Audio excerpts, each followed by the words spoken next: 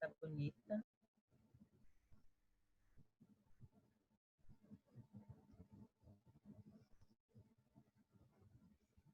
Pode começar, Rita.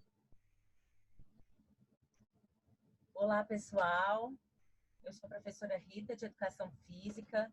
Nós somos um dos grupos de integração do Chicão. Estamos começando esse projeto e queremos integrar todas as matérias. O nosso primeiro tema é transformação e a gente vai gravar essa aula para vocês assistirem em casa e depois vai ter uma atividade que a gente vai falar no final para vocês. A primeira professora a falar vai ser a professora Andressa. Fique à vontade, professora. Obrigada pelas boas-vindas. Então, eu sou a professora Andressa, de Sociologia. E independente se eu sou a sua professora formal na escola ou não, independente se você é do matutino ou do vespertino, todos são os nossos alunos e esse que é o nosso objetivo, tá? Sinta-se abraçado.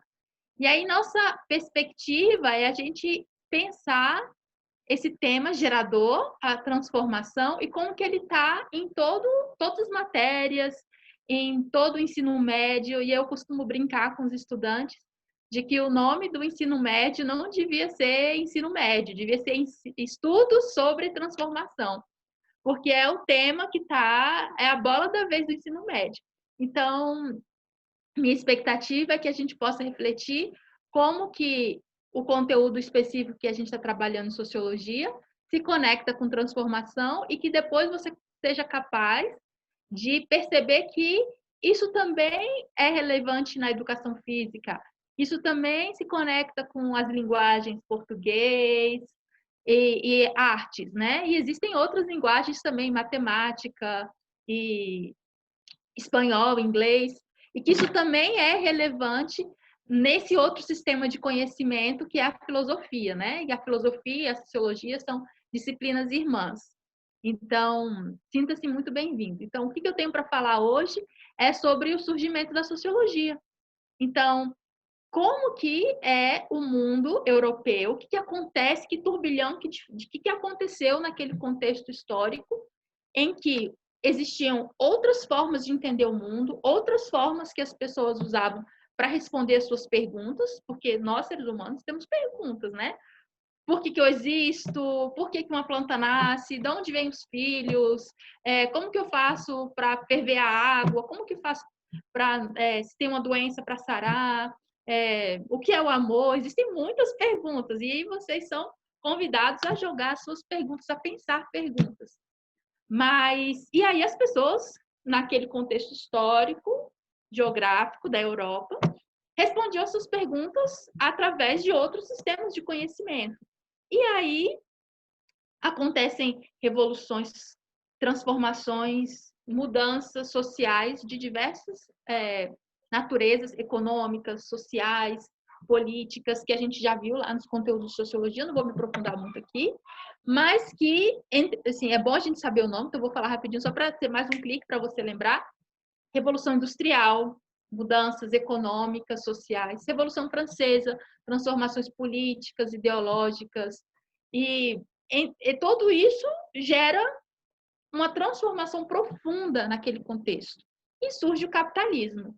E aí as pessoas começam a responder, querer respostas para suas perguntas que não viessem da religião ou que retomasse alguns elementos interessantes da filosofia. E daqui a pouco a professora Jéssica vai poder falar um pouco mais sobre isso. E aí a revalorização da ciência. Então, surge as ciências sociais como uma maneira sistemática, metodológica, validada por um grupo de pessoas para responder essas perguntas. As perguntas sobre a realidade social, não só a realidade da natureza, não só a realidade metafísica, a realidade espiritual das pessoas, né? E hoje a gente tem esses sistemas de conhecimento na escola que transitam, né, nas diferentes áreas, seja a sociologia, seja a filosofia, e o senso comum, e as nossas experiências, tudo isso junto. E aí o que eu quero falar para vocês é, como que isso transforma a nossa vida? como que a gente ter essa consciência de que esses diferentes sistemas de conhecimento, que surge a sociologia, como que isso faz com que a gente olhe o mundo, né, através desses óculos, que são a ciência, como que isso transforma. Se você troca de óculos, agora eu estou respondendo essas perguntas através da religião. Agora eu estou respondendo essas perguntas através da minha capacidade de raciocinar, de pensar. Então, tudo isso transforma o mundo, porque a gente pensa, a gente fala, a gente age e tudo isso nos transforma. Então, essa é a minha contribuição para vocês, né? Que à medida que as outras colegas forem falando, tenta ter isso em mente, tenta trazer essa conexão de que os nossos sistemas de conhecimento e a sociologia e as ciências sociais que surgiram lá naquele contexto da transição da Idade Média para a modernidade, fez com que a ciência se valorizasse e agora a gente valoriza as respostas que a ciência tem para dar para a gente para essas perguntas. Por que existe pobreza? Será que eu nasci pobre e tenho que morrer pobre? E o que é o trabalho? Todas as perguntas da realidade social, a sociologia se interessa. E espero que você também se interesse por essas perguntas. E daí vou passar a bola para a próxima colega falar. Bom dia a todas e todos. Muito bom estar aqui com vocês nesse formato que a gente está experimentando agora. Eu acho que a gente só tem a ganhar, né? E a gente ouvindo, né, uns aos outros e umas às outras, a gente vai entendendo como que esses conhecimentos estão muito mais próximos um do outro do que a gente imagina, né? Eu sou Amanda, professora de artes, para quem ainda não me conhece, você também não for da minha turma, né? A gente tá junto aí, construindo esses conhecimentos juntos. E eu quero falar um pouquinho sobre o tema da transformação dentro dessa ótica do universo artístico, mas não em relação às escolas artísticas dos períodos históricos, porque aí também a gente pode acompanhar a transformação do ser humano, da cultura, de seus contextos específicos, mas eu quero, além de focar nesse aspecto hoje, eu queria trazer esse lugar da transformação do sujeito, né, da subjetividade do indivíduo, quando ele se depara com as linguagens, com as diversas linguagens, e quando ele se expressa com essas linguagens, né? Eu acho que esse tipo de comunicação artística que se dá num lugar bem profundo, às vezes, e às vezes de um estranhamento, e às vezes de um apaixonamento, enfim, ele tem um poder muito grande sobre a nossa capacidade de interpretar o mundo, de elaborar os nossos próprios sentimentos, sensações, e às vezes até de mudar a nossa postura diante do mundo, né, desse mundo. A gente fez um exercício na semana passada de se colocar uns para os outros, né, de quais foram obras que a gente se lembrava que impactaram a nossa vida de alguma maneira, né, nos últimos tempos ou em qualquer momento da nossa vida. E as respostas foram muito interessantes, né, porque não era só citar a obra, né, para quem fez o exercício sabe que era escrever um textinho ali de por que essa obra te chamou a atenção e impactou a sua vida, e falar um pouquinho sobre ela. Né? E ali apareceram respostas diversas, né? De livros, de música, de filmes, de imagens, e é muito interessante observar como que, às vezes, essas obras de arte, né? Elas impactam de alguma maneira e vão construindo a nossa personalidade, a nossa forma de estar, de agir, de escutar o outro, né? E aí eu fico pensando por que a arte ela tem esse poder, né? Ela mexe muito com a nossa imaginação, principalmente. Ela tem esse poder de transportar a gente do espaço-tempo para diversas épocas, para diversos contextos, né? Outros tempos. E como que em momentos assim de dureza social, de dificuldades, momentos em que a gente está se sentindo abafado ou sem saber como sair daquela situação, daquele problema, a arte pode ser um caminho, uma válvula, né, para a gente construir um outro momento e um outro sistema, justamente porque ela trabalha com a imaginação, né, porque quando a gente está ali se sentindo sem saída e sem saber para onde ir, o mais poderoso elemento, a mais poderosa ferramenta para a gente é imaginar e se pudesse ser diferente. E se eu pudesse fazer alguma coisa ou imaginar um outro mundo possível, né? Como é que seria isso? Como é que seria esse mundo a partir do que eu tenho aqui? Né? Sem ser totalmente sonhador, idealista, mas sim, pensando em possibilidades concretas de um futuro possível que a gente quer ver e construir. A gente tem tudo isso dentro da gente, né? A gente tem todas essas ferramentas aí. Talvez a gente nem se dê conta de imediato, mas a gente já vem com várias bagagens de mundo, né? Cada um de vocês que estão escutando isso, com certeza tem seus elementos, seus valores, né? Suas ideologias. E elas podem estar sujeitas à transformação a partir do momento que a gente está aberto para escutar, né? E aí eu queria trazer, né? Falando desses sonhos reais aí, desse mundo possível que a gente pode construir. É um trabalho que uma aluna fez no semestre passado. Tiveram vários, muito interessantes, na verdade. Mas eu resolvi fazer esse para poder resumir um pouquinho, né? Os segundos anos vão fazer na semana que vem. Para justamente pensar sobre algum sentimento que tivesse muito forte dentro de si nesses últimos momentos, né? Escrevesse na linguagem escrita mesmo um parágrafo sobre isso e resumisse essa reflexão em uma sequência de imagens ou em um vídeo. E essa aluna, né, a Natifli do segundo K, ela traz um texto justamente sobre essa possibilidade da mudança, da transformação do si, mas não sem sair, não se retirando do lugar que ela está agora. Ela se reconhece onde ela está, quais são os sentimentos que ela está, e ela pensa nessa possibilidade de ser diferente, né? Então, eu vou ver se eu consigo compartilhar aqui minha tela. Vocês me avisam se está rolando. Tá rolando? Massa! Aí, acho que é a apresentação de slides. Beleza. A atividade se chamava Contexto e Criação, parte 2. E aí o textinho dela é esse. Hoje, 17/8/2020, acordei pensando no e se, de forma bem genérica. Digo, e se dentre todas as coisas, e se talvez pudéssemos prever o que estaria por vir? E se naquele dia eu soubesse que seria o último toque, o último contato durante um longo período? Teria feito diferente? Acredito no aqui, no agora. A melhor definição para o agora é a solidão. Você acredita nisso? Na dor de estar sozinho? Ou pode ser considerado solitude? É nada mais que a glória de estar sozinho. Dentre todas as expressões, a melhor definição é a saudade. Saudade do que um dia foi, pois apesar de tudo, não importa quantas tentativas iremos fazer. Sabemos que não voltará a ser da mesma forma. A insegurança tomará conta, e até quando? E se a humanidade não aprender, preciso acreditar no além. Além da dor, além da saudade, além dos pesares. Quando se trata de autoconhecimento, as coisas se tornam distantes. E se, no final, tudo ficar bem? E se? Por isso, escrevo essa mensagem de mim para mim mesma, para te perguntar. E se você soubesse, faria algo diferente? Você se autoconhece o suficiente para poder responder o se, o depois, o talvez, o porém? E afinal, é solidão ou solitude?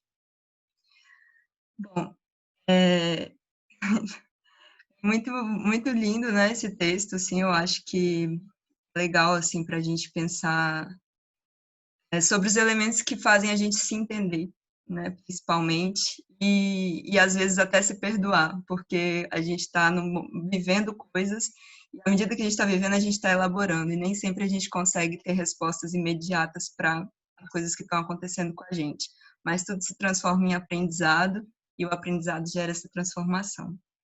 Aí eu vou passar para a imagem.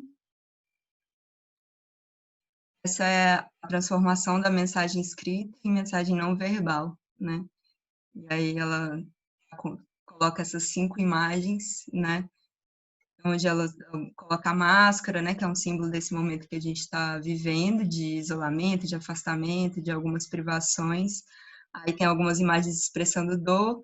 Eu achei legal a última, que ela parece um pouco mais relaxada, assim, um pouco mais descobrindo uma brecha e a máscara meio fechada e meio aberta, né? Então ela como se ela estivesse saindo ali para uma possibilidade diferente da que ela está vivendo. É isso. Espero que tenham gostado aí um pouquinho da abordagem artística. E eu passo a palavra para a próxima professora.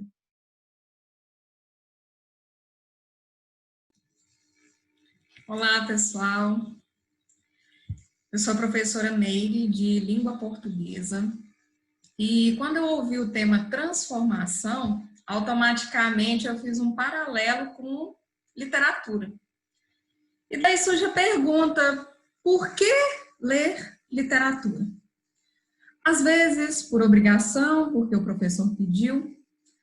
Outras vezes para escapar da solidão, ou porque me faz bem, ou por curiosidade, ou por indicação.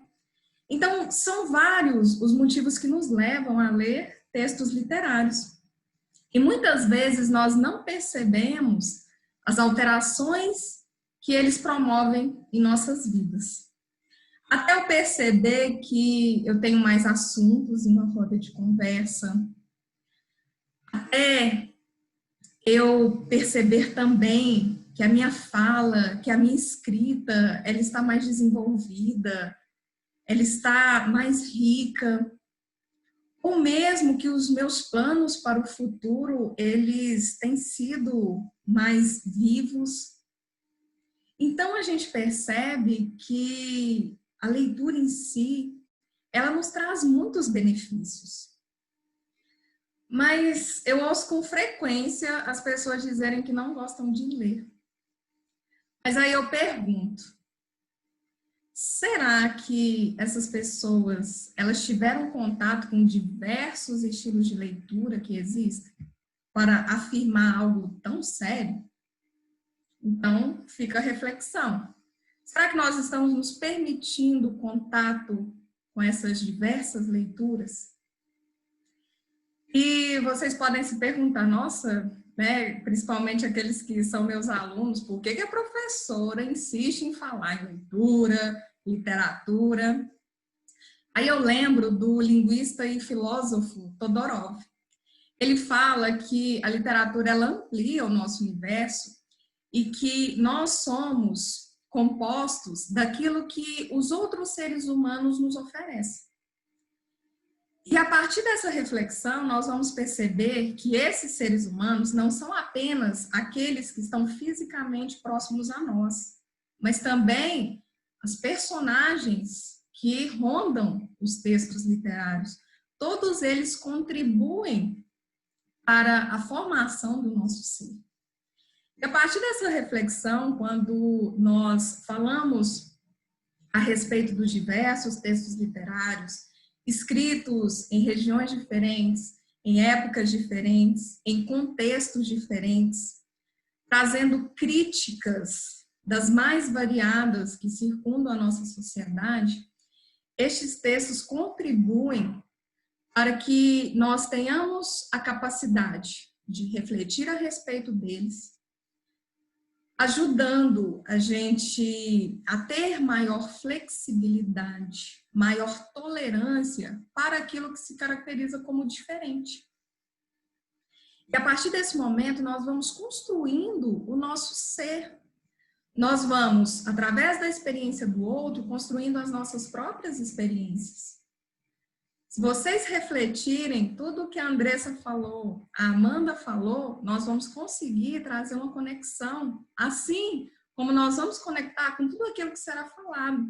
Porque a literatura, ela consegue abraçar os diversos campos do conhecimento, sem deixar nenhum de fora. E a literatura, ela ajuda você na construção da sua identidade. Por quê? Ela te auxilia a pensar e a agir com autonomia. E daí você começa a descobrir quem eu sou. Você começa a refletir sobre as questões existenciais, como a Andressa falou, e como também nós vamos chegar à conclusão de que quem eu quero ser.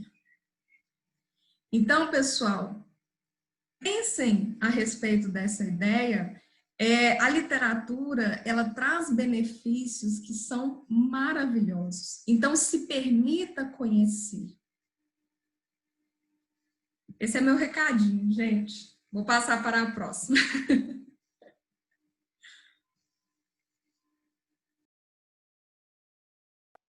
Bom, pessoal, eu fico muito feliz de estar aqui e eu fico muito feliz assim de ter colegas assim tão preocupados, né, com nossos estudantes. E eu acho que esse primeiro tema da transformação ele não poderia ser assim mais adequado, né? O momento que a gente está vivendo de grandes transformações, né? O primeiro evento mundial que nós estamos vivendo, que não acontecia há bastante tempo. E esse tema da transformação é muito importante. Se a gente parar para pensar, a própria escola está sendo transformada, né? Acho que no começo do ano ninguém pensou numa situação dessa, né? Uma aula virtual. A maior parte das situações que a gente está vivendo, elas assim seriam inconcebíveis há poucos meses atrás, né? E existencialmente isso é algo às vezes bastante difícil, né? Enfrentar essas mudanças. Bom, sobre o tema da transformação, eu escolhi fazer uma aproximação com o conceito de atitude filosófica e o pensamento do Heráclito, que foi um filósofo pré-socrático. O Heráclito ele viveu aproximadamente no século IV a.C. E o Heráclito ele é considerado um filósofo pré-socrático porque ele é um dos filósofos que vem antes do Sócrates. Mas assim não é apenas uma delimitação temporal, né? É uma delimitação temática também, porque os primeiros filósofos eles estavam principalmente ocupados de se questionar sobre o que é a realidade do ponto de vista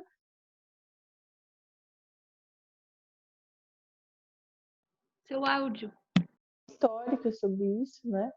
A gente compreenda, por exemplo, os campos do saber, eles não eram na antiguidade como é hoje, né? Um estudante lá no formulário de dúvidas, ele colocou a seguinte questão: ele não conseguia entender por que a filosofia não é uma ciência, já que ela é ensinada na escola junto com outras ciências, ela tem uma pretensão de generalidade, de objetividade, então assim, no que se diferiria, né? A filosofia, por que ela não seria uma ciência? Bom, isso tem a ver com método, né? Porque os métodos da filosofia são métodos analíticos, são métodos conceituais. Existe uma diferença, por exemplo, em relação ao trabalho da sociologia, né? Que é uma ciência que tenta pensar a sociedade. Então, por exemplo, são várias lentes, né? Como, não sei se foi lente a ideia que a Andressa falou, mas são olhares possíveis, né? Porque, por exemplo, você pensa uma questão como luto, né? Muitas pessoas estão vivenciando na pandemia. Do ponto de vista sociológico, você pode pensar sobre esse fenômeno, né? Como ele se manifesta nas diferentes culturas, né? Porque nem todas as sociedades têm uma relação com a morte como a gente tem na sociedade ocidental, geralmente de esconder ou ver como um incidente, né? Quando muitas culturas elas até festejam, né? Então, assim, é interessante a gente conhecer esses diferentes referenciais. E de um ponto de vista filosófico, você pode pensar isso em termos existenciais, né? De um ser que se percebe histórico, um ser que se percebe humano e passa a pensar sobre a sua existência, né? Como eu me insiro nessa temporalidade? Tudo que eu estou pensando aqui tem muito a ver com a aula que estava, a aula do encontro da sociologia, né? A gente pensar não somente do ponto de vista histórico, a conjunção de fatores que deram à nossa existência, né? Uma realidade e como a gente se insere nisso, né? Então, assim, esse filósofo pré-socrático, Heráclito, ele estava muito preocupado em pensar um princípio geral. Por isso que tem muito a ver com o que a gente hoje entende como ciência, mas as ciências elas foram se ramificando, né? Tudo nasce na filosofia, mas elas vão se ramificando. Ele estava atrás de um princípio geral que explicasse toda a natureza. E os filósofos socráticos deram diferentes respostas, mas o Heráclito é interessante para a gente, porque a resposta que ele vai dar é que, para ele, o fundamento por trás da natureza seria a transformação, o devir. Ele acreditava que toda a natureza, tudo que existe, é como se fosse um critério de existência para ele, tudo que existe está em movimento de transformação, né? E eu acho assim, um pensamento muito rico, né? Se a gente pensa que isso foi 400 anos antes de Cristo, ele conseguir pensar na ideia de um princípio explicativo, único, e que não fazia apelo às explicações míticas, né? Isso é muito interessante, diante do que a gente sabe hoje sobre a realidade física, né? Por mais que a gente veja as coisas de um modo estático, existem assim muitas coisas acontecendo ali no nível da matéria, existem muitas coisas acontecendo no nosso corpo, no nível celular, orgânico, e a nossa transformação enquanto indivíduos ao longo da vida, né? Pelas diversas influências, né? E quando a professora Meire falou aí da literatura, eu acho isso um exemplo muito interessante, né? Sobre como nós estamos sujeitos à mudança e como a mudança chega. A mudança ela chega e, em grande medida, como a gente vai sair disso depende da nossa abertura, né? Então, por que eu falei também do conceito de atitude filosófica?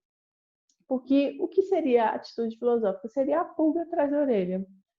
Muito do que eu vi nesse poema dessa estudante, né? Ela faz uma série de questionamentos filosóficos belíssimos, né?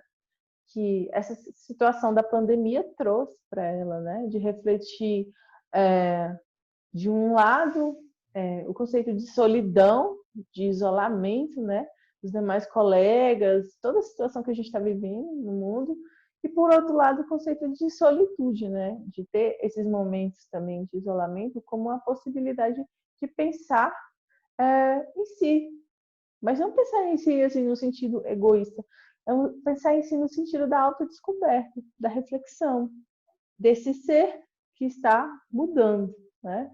Então, eu acho assim, muito legal a iniciativa e eu acho que pode ser um modo dos estudantes experimentarem assim, essa amplitude do conhecimento, né? Que é importante que a gente lembre essa separação entre as áreas do conhecimento, ela é instrumental, porque a gente tem que pegar um pedacinho ali para que a gente possa descobrir, interagir de uma forma mais eficiente. Mas não que as coisas assim estejam separadas em caixinhas. Então é importante a gente ter esse olhar holístico, né? Um olhar que dá conta das partes e do todo, que consegue fazer relações. Bom, a contribuição que eu tinha para dar hoje sobre a filosofia é essa, né? Se você parar para pensar, todos os temas eles estão interligados. Gostaria de passar a palavra para a próxima professora. Vamos... isso é palmas. Palmas, aplausos em libras. Então, pessoal, eu fui convidada para participar desse grupo, estou super empolgada, porque eu sou da área da educação física e aí eu fiquei pensando, transformação é a palavra-chave da minha área, né? O que eu vou falar sobre transformação? Tudo. A gente transforma o nosso corpo, a transformação de tudo na área da educação física acontece, né? A nossa habilidade, a gente consegue transformar, o nosso equilíbrio, a gente consegue transformar na parte física, né? Mas e na parte teórica, assim, a gente conectar, eu consegui conectar a minha matéria, que geralmente é mais prática na escola, né? Com sociologia, filosofia, literatura, arte, que são matérias, né? Tão importantes, assim, eu acho, assim. E eu acho que tem tudo a ver, total, né? Então, aí eu fui... aí a gente foi pensar num questionamento sobre a transformação, né? Aí veio aí eu fui lá atrás, aí eu pensei no corpo. Como é que a gente vê o corpo? Como é que a gente vê a transformação do corpo na história, né? Então, assim, eu separei assim umas informações, né? Algumas informações que a gente já tem um material que está lá na plataforma. Todos os professores já colocaram material assim, além dessa aula, não é isso? E aí para vocês complementarem as nossas informações que estão aqui, que a gente está passando aqui para vocês. Então assim, como a Jéssica falou, na época da Grécia, o corpo era, a alma e o corpo era visto como uma coisa só. Você não podia estar com um corpo ruim, a alma boa, assim, trabalhar só a alma, nem trabalhar só o corpo e não exercitar a alma. Então, era tudo um exercício só, né? Platão, ele falava uma frase, ele falava, deveria proporcionar ao corpo e à alma toda a perfeição e beleza que eles são capazes. Então, foi nessa época que foram promovidos os Jogos Olímpicos. Então, todos os filósofos, eles também trabalhavam o corpo, né? Ninguém trabalhava somente a parte teórica e nem só lia, nem só filosofava. Também a parte física era integrada. Então, assim, aí no final dessa era grega, depois quando foi o advento da religião, né? O que aconteceu com o corpo? Lá na Idade Média, mais ou menos, ali também, cuidar do corpo era considerado um pecado, porque a alma era santa e o corpo... Eles foram fazendo, como diz a Jéssica, colocando o corpo numa caixinha e a alma na outra, né? E a mente e o pensamento em outra caixinha. E foi fazendo essa separação sobre tirando o exercício físico de uma coisa importante, né? Assim, e aí agora a gente começou a pensar, igual a gente está falando, em tentar integrar de novo o corpo e a mente, né? Tudo é importante. Não adianta você ter uma saúde ruim e só ficar estudando. Você também tem que ter a parte e o momento de cuidar do seu corpo, né? É uma coisa só. Nosso organismo ele não consegue. Tanto que uma atividade física reflete na parte de humor seu. Você fica menos deprimido, você fica menos ansioso, porque aquelas promoções, as químicas que vão entrando no nosso cérebro, elas vão desenvolvendo, a gente vai ficando mais feliz, vai ficando mais inteligente, as sinapses vão mais rápidas e tudo, né? Então, a Grécia Antiga foi o berço das reflexões sobre a estética e a beleza, né? Aí a gente vai entrar agora, por exemplo, no nosso momento, aí foi transformando o corpo, né? Aquela beleza grega, daqueles homens lindos, esculpidos no mármore, né? Aqueles homens pensadores maravilhosos. Tem imagens lá nos meus materiais, se vocês quiserem entrar e olhar as imagens, né? Todo mundo muito lindo e eles eram realmente preocupados com a beleza também, né? A estética, que eles falam daquela época, né, Jéssica? Estética, eles falam assim, né? Essa palavra é muito importante. E a gente, o que aconteceu agora com a gente, né? A gente ficou limitando a nossa estética, aí a gente limita a palavra, ela fica bem pequenininha, que fica aquela estética de beleza, você ir na esteticista. A estética não é isso. Você passar creme, você ir na esteticista, é uma coisa muito maior.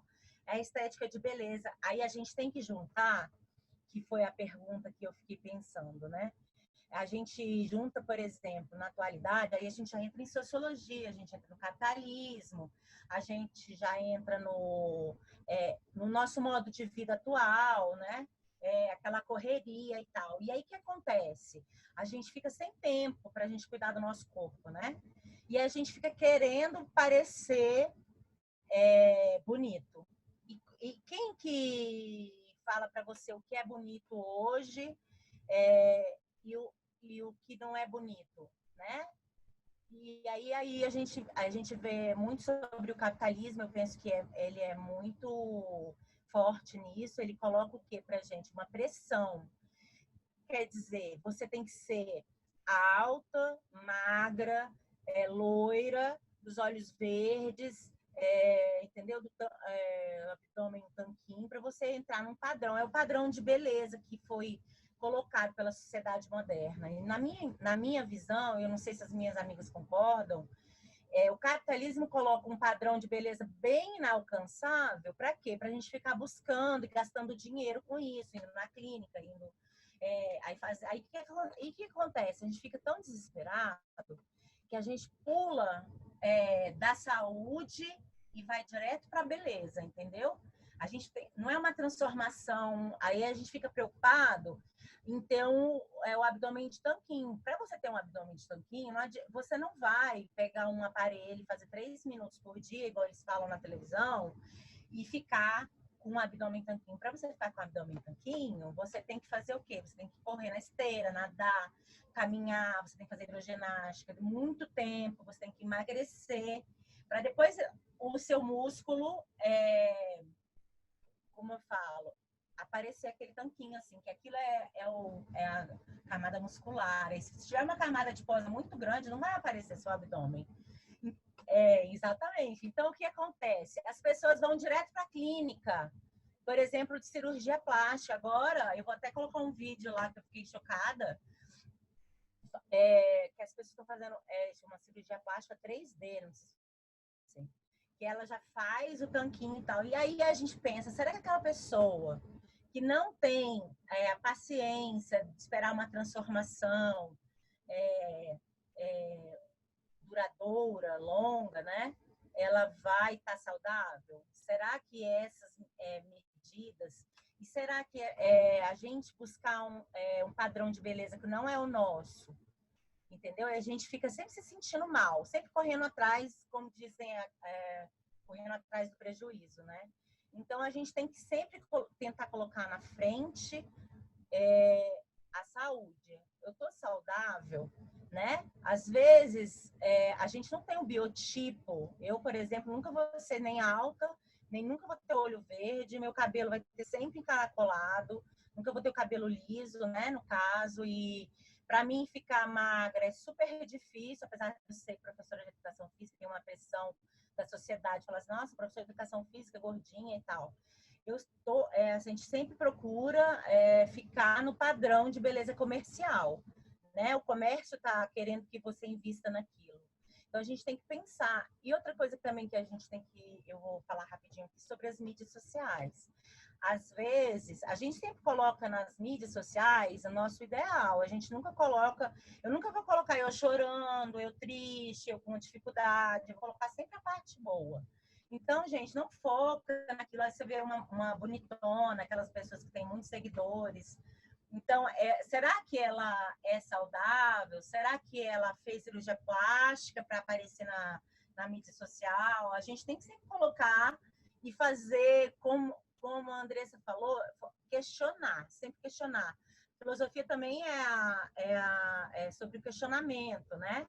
E aí eu penso, a arte, ela mostra muito sobre isso, com o passar do tempo, como que foi o nosso corpo, né? Então, sempre é demonstrado pelas artes. Todas as artes mostram as épocas, como que a gente via o corpo naquela época e como que a gente está vendo agora. Na literatura é a mesma coisa, sempre tem descrição dos personagens e aí a gente percebe que naquela época a gente já teve ser gordinho, ser bonito né, na história.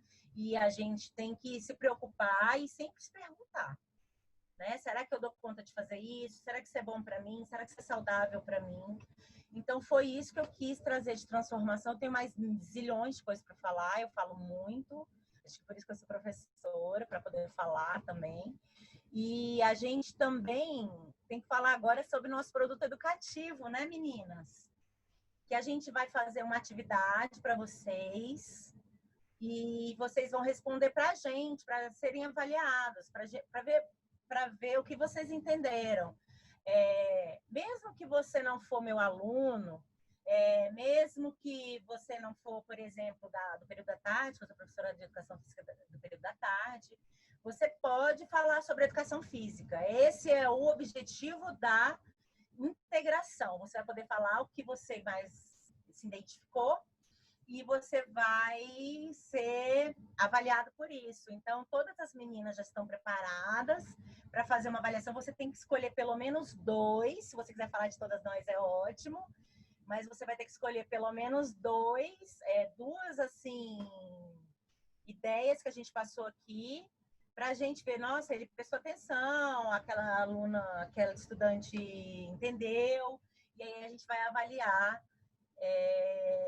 a sua participação nesse tema transformação. A gente vai já preparar o próximo tema para vocês.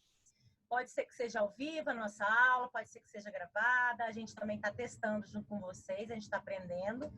Hoje é o meu primeiro Zoom e eu estou já toda animada.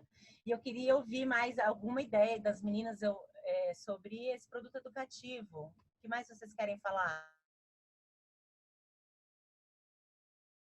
Fala, Amanda. Fala aí, Amanda. Mas é porque você que criou o questionário, enfim.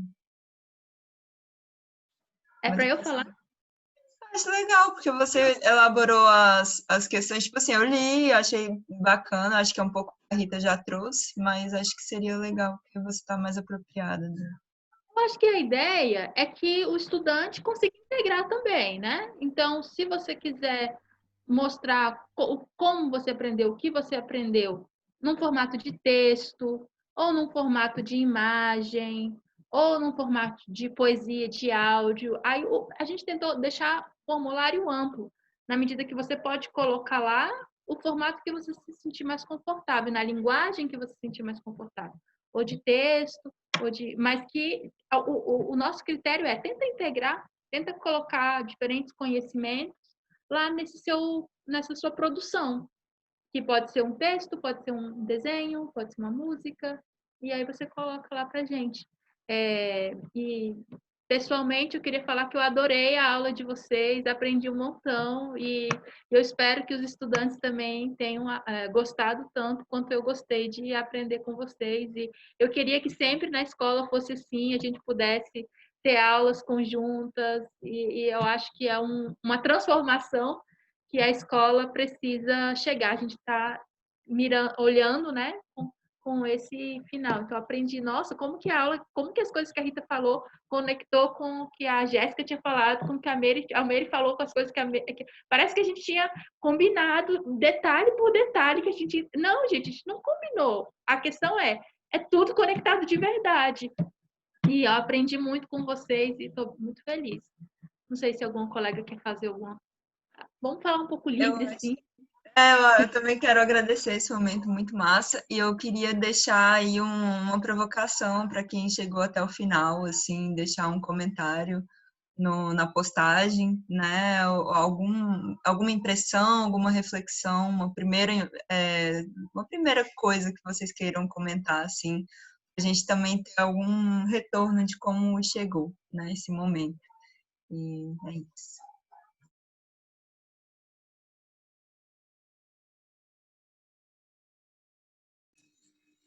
Eu gostaria de agradecer e achei a ideia do projeto muito interessante. Como eu cheguei há pouco, então foi ótimo, porque aí eu pude conhecer mais a respeito. Apesar de ser do matutino, a gente conseguiu laçar perfeitamente com o vespertino. Então, eu estou muito feliz por fazer parte dessa equipe. E realmente foi muito interessante como entrelaçou tudo. Eu achei muito bacana, gente. E obrigada mesmo.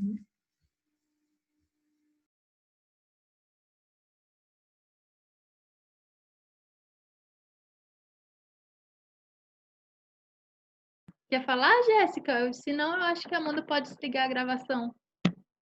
Eu só vou fazer um último comentário e eu espero que essa transparência em relação ao processo fique claro para os alunos também, porque está sendo um aprendizado também para os professores, né? É um esforço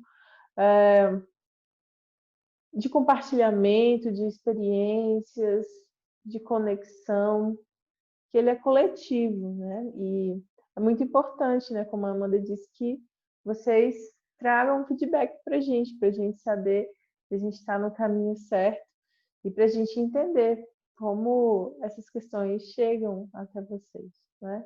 Então, gostaria só de reforçar e também agradecer por essa experiência, agradecer aos professores e agradecer a vocês, estudantes, que a gente sempre fica feliz, quanto maior a planilha, mas a gente sabe que deu certo.